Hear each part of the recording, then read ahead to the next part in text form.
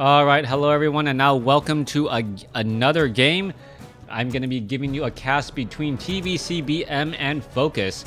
This game taking place here on Turtle Rock. TBCBM spawning as the red Undead player over here at what I'll call the 3 o'clock position. Meanwhile, Focus spawning as the blue Orc.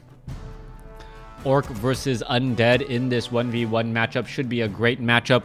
Once more, we'll see how everything does unfold here as we are getting down the Altar of Storms, Orc Burrow, and this Barracks. Traditional build here by Focus, building that first Orc Burrow relatively close to those peons. They have a place to run and hide off inside of if things do get a little bit dangerous quickly. Meanwhile, at the opposite end of the map, we are looking at a crypt, an altar of darkness, and that tomb of relics. Tomb of relics, very important to grab that rod of necromancy, as we mentioned before. And I've actually had some people ask me, how come I don't go over specific build orders and strategies and things like that. These are all things that as a player you should be doing. If you're trying to improve, you should be looking at replays yourself and studying the timing. And then as you're looking at the current situation, you should be wondering to yourself, okay, what should I be doing at this particular point in the game? Maybe at the 3-minute mark, 4-minute mark, 5-minute mark. All of those things help you become a better player and make better decisions. Now, if you choose to make a decision and you see and you watch the replay and the person you're watching doesn't make that particular decision, try and figure out why. Just because that decision wasn't necessarily the right one doesn't mean that there wasn't some good reasoning behind why he decided to creep or why he decided to harass at that particular moment. Acolyte does go ahead and scout out this Voodoo Lounge off to the very forward position as the Blade Master going to make its way over, perhaps try and take down this Ogre Magi. No, decides against it. Instead, going to be going after the Ogre Warriors here. The Ogre Warriors do drop very useful items indeed. We'll see if we see Gloves of Haste, Claws of Attack +6, Circlets of Mobility, Slippers of Agility. Those are all the items that we are pretty much looking for. It is going to be a second Circlet of Nobility for that Blade Master, getting a little bit more mana, hit points, damage, and armor. At the opposite end of the map, you can see the Acolyte trying to run away from that grunt. It looks as though it may be able to fall onto its own, well, onto someone else's sacrificial axe, as the Blade Master now goes after the Ogre Warrior here. Now, a delayed Voodoo Lounge means that the Blade Master, wow, 3 Circlets of Nobility. That Blade Master really likes his crowns. +6 to every stat though. So a level 1 Blade Master with 32 damage, almost 7 armor. And, well, yeah, 330 mana. That is absolutely scary at this stage and point in the game. Meanwhile, the Death Knight now trying to put pressure back onto that Grunt as the Grunt is running back away. What will be happening here as the Death Knight heads back home? He is going to eventually transition into a little bit of Crypt Fiends and perhaps get some Destroyers up as well. Using that Rod of Necromancy, picking up another one. He's ready to venture forth as we're looking at the Grunt just pretty much getting chased down across the map. Some of the skeletal minions were taken out there as the Death Knight now wanders around. Blade Master also getting in some very good, well, good creeping in as well. He's going to be able to take down another Ogre Magi. We'll see if it's another Circlet of Nobility. And if it is another Circlet of Nobility, what does he really plan to do here? He uses the Speed Scroll in order to get away. He does pick up a Claws of Attack +9, and he does have a Healing Salve as well. So he is regenerating those hit points, able to get away. 4 very powerful items this early on. Easy crown +6, yeah. I've said it before and I'll say it again. Circlets of Nobility. That's a similar. That's 3 of them is equivalent to what? The +6 of every single item in each slot, and you know how powerful the Belt of Giant Strength, Boots of Quell the Lost, and Robe of Magi are. Alright, now going after the Forest Troll Warlord. It looks as though the damage is starting to add back up here. This Grunt, this low hit point Grunt, may be forced to do a bit of retreating. Will he be able to get back? Yes, he does. Belt of Giant Strength now added as well. So that is not an illusion. A 900 hit point Blade Master already out battling it out, and you can see how much damage he can absorb.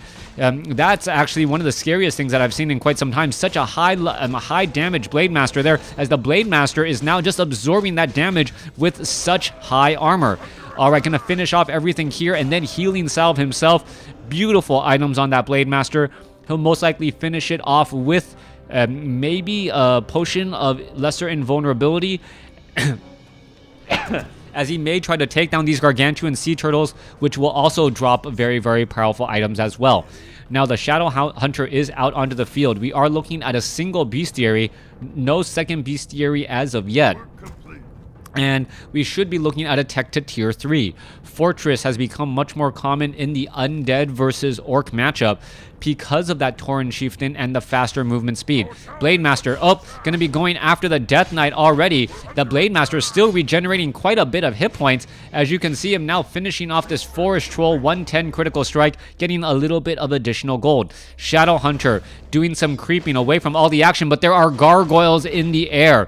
Gargoyles going after some of these units here, and that is going to be an interesting choice. Gargoyles normally not used.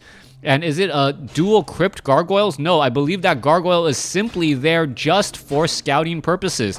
Slaughterhouse now under a bit of distress, as you see the Blade Master simply just walk on through, being able to get in and out of hairy situations. Shadow Hunter sitting at level 1 still, will get to level 2. Hex and Healing Wave definitely in the books, as the Shadow Hunter heals back up the remaining units. Now, Blade Master is going to sit at level 3, constantly trying to harass and keep the Undead army back at home. By doing so, he can limit the level of these heroes and not have to worry about the nuking that much. The problem right now is this Nerubian tower is positioned in such a way that it is very difficult to get into these ghouls and these acolytes. The best he can hope for is perhaps an easy takedown on an obsidian statue, and maybe the eventual takedown of this slaughterhouse. Nope, just decided to deal damage to it, but not really be able to finish it off. Shadow Hunter sitting at level 2, very close to level 3, about halfway now. Grunt taking far too much damage, down to 71 hit points. That's going to be rather embarrassing if it gets lost. As you can see, the Forest Troll Trapper now finally switching targets, but the Grunt is still lost anyways. Blade Master going after the Temple of the Damned, able to cancel that, as the Temple of Damned does give Banshees, which cause curses, allowing that Blade Master to miss a majority of those targets. Alright, he is going, it is, TBC BM going up against Focus. Blade Master heading back off to the north here, picks up a potion of lesser invulnerability. That Blade Master plus 12 strength, absolutely scary in terms of overall hit points. That is an additional, what is that? An additional 300 hit points on that Blade Master. That Blade Master is only level 3 and still able to deal so much as a Tauren Chieftain now added into the trifecta. All right, Lich, potion of invulnerability making its rounds out.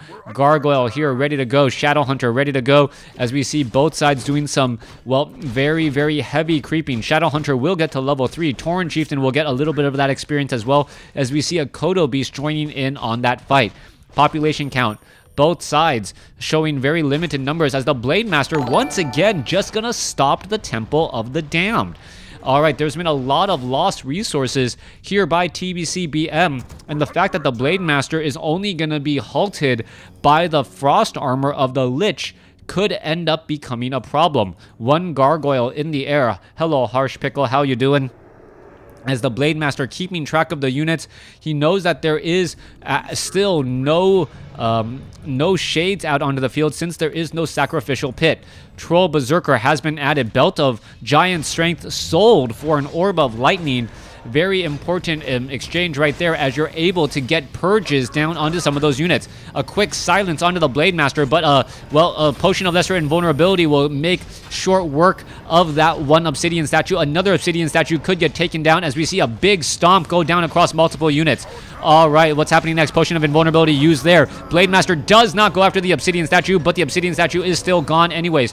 Tauren Chieftain now with Endurance are able to move around faster, going after these units. Another ensnare down as TBCBM is in a load of trouble. He's caught in a very bad spot right now. May end up taking down a grunt or two, but not before losing a Crypt Fiend and a Gargoyle as well. Death Knight in trouble. Is he going to end up using a Scroll of Town Portal? Yes, he will. Lich trying to get away. There's a Stomp. Dark Ranger taken out as we see a 46 supply army going up against 27. Focus playing absolutely beautifully this game. The Blade Master only sitting at level 3, but this is the exact strategy that the Orc player wanted. He wanted 3 level 3 heroes before perhaps a Blade Master even got to 4. The Tauren Chieftain sitting at level 2 right now with Devotion Aura. Once it gets to level 3 on him, doesn't matter as much as level 2, as you want to stack that Endurance Aura and you want that Stomp just to get those stuns off like you saw earlier on that Dark Ranger. Now, with this advantage, how is Focus going to apply pressure? And Focus is going to apply pressure here by knowing that his opponent is not going to engage him and not really try to look for him anytime soon. With that said, he's going to go after the most difficult creep camp he can right now, which is this Ogre Lord here. It will give him level 4 on this Blade Master, and if the Shadow Hunter backs off, could give level 3 to the Tauren Chieftain. The Blade Master should not be sticking around after this fight once the Ogre Warrior or level 4 is reached on this Blade Master. Wow. I forgot how little experience you get when there's actually 3 heroes out onto the board. There you go, finally getting level 4 on that Blade Master. Tauren Chieftain sitting at level 2. Shadow Hunter going to be staying at 3 as none of the other units did back off. 49 supply over 40. Death Knight knows that perhaps his opponent has crept some very, very difficult neck of the woods. I miss casting Hearthstone as well, as the Death Knight going to go after the Ogre Lord here. Dark Ranger having a very easy time getting a quick blood or a silence across multiple units. No Bloodlust, no Shockwave, which does save a large amount of hit points from across all of these units. Once again, Ogre Magi going to get taken down, as we do see a Rune of Healing has been dropped. Banshees are now out onto the field, and this could potentially get scary. A little bit of RNG and those Banshees with that curse causing that Blade Master to miss really does reduce the amount of damage that the Blade Master is able to dish out. Add into the fact that the Banshees can start getting upgraded abilities to attack faster, or even possession means that Kodo Beast could switch allegiances. Now, I believe if you have a Kodo Beast and then you possess a Kodo Beast, it doesn't automatically throw up the unit, so to speak. So you got to be careful what Kodo Beast you do in fact possess. But then again, the overall damage bonus is very much worth it, even though the Kodo Beasts are generally in the back line. Dark Ranger in this position right here. Are we going to see Blade Master going after some units? The Potion of Lesser Invulnerability has been used. The Shade does spot all of this here as the Dark Ranger ready to go after and attack things down. Death Knight does have Frost Armor, making it difficult for the Blade Master to try and focus that there, as we're looking at Wind Riders now taking to the skies. Only one Wind Rider, or nope, 2 Wind Riders out there. You keep eating your own units, but if you kill it, you get it back. All right.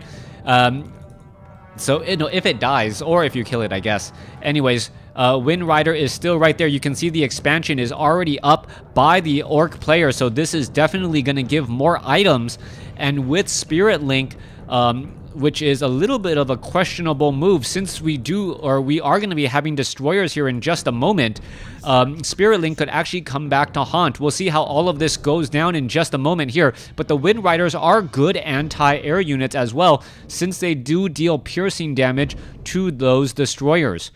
All right, Banshees now looking to head back here. I don't see... We are not going to be looking at any sort of Boneyard, no Frostworms, even though we do have a Sacrificial Pit. It is a 69 supply army going up against 49.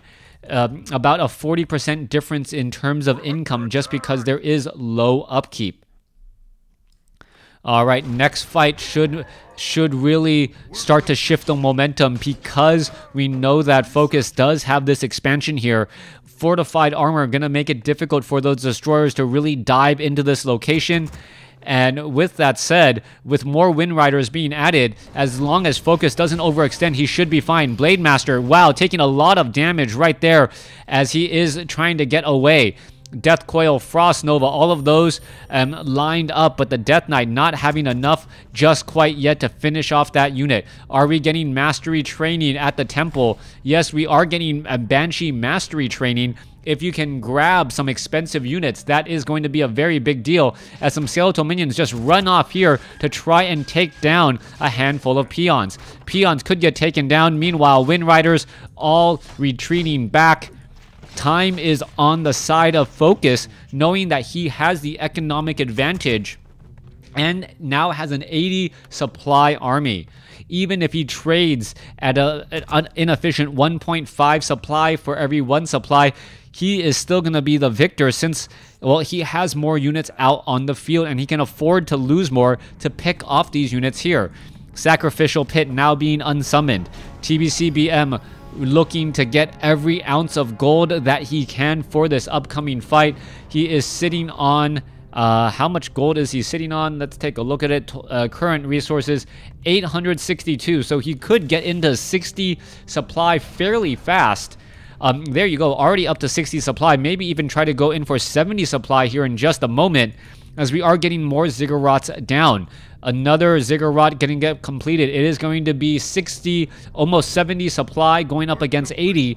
And that does seem about right since there are extra peons coming in from the Orc army. Army sizes are going to be about the same. It will come down to the effectiveness of these Banshees, whether or not the Banshees can land a possession onto some big units, as we now see watchtowers getting constructed once more. A third expansion now coming into play, as we are now going into high upkeep. Focus wants his opponent to bring the battle to him, knowing that he is going to have definite home field advantage, especially with 3 watchtowers poking away once more. Death Knight sitting at level 4.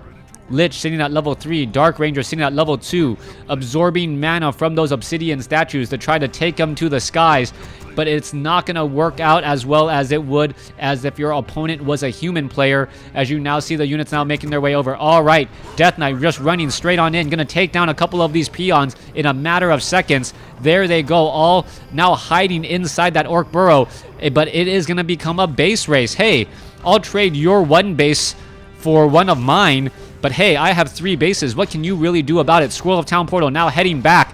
All the units now heading back. Acolytes trying to repair. Scroll of Town Portal heading away. And that's exactly what the Tauren Chieftain just needed to do. Finish off the Black Citadel. No more Acolytes can be trained up. You are even further down, as we should see... Well, TBCBM just try to engage in this upcoming fight. Once he sees these watchtowers, though, I think that is going to be game. There's not much left to be said or done. All right, here's the fight here, going after all of these units. Tauren Chieftain trying to come inside. Is it going to land a big stomp? No, it is not, as it is silenced, or it was silenced just long enough. All right, you see the stomp right there, a purge, and now the Death Knight, the Lich, trying to stay alive as long as it can. You can see a bunch of missing from the Forest Troll Berserkers, but the Destroyers don't have any easy targets. Blade Master trying to win this fight all by himself, but and he does so, excuse me, well, with the help of an 80 supply army. That Blade Master, and when everything is not on his shoulders, he is just that much more powerful. Overall experience, level 4, level 4, level 3 compared to 4, 3, 2. It's really the economic advantage that we saw Focus bring into that final fight right there. Gold lost to upkeep. Over 3,000 gold lost, but still mined 2,600 gold more than his opponent. Thanks for watching. Thanks for listening. Hope you guys enjoyed it.